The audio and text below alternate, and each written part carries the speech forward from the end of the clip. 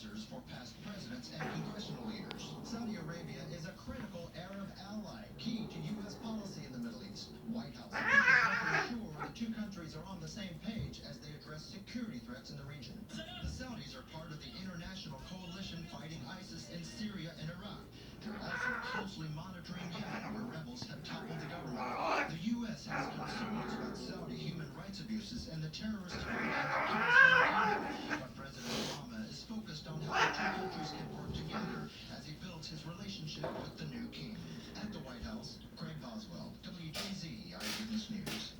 Immediately following the deal, the president headed back to Air Force One. The visit to Saudi Arabia lasted about 4 hours. Time now for a quick look at some stories you'll find in tomorrow morning's edition of Baltimore Sun. Budget backlash, how Mayor Stephanie Rawlings says Governor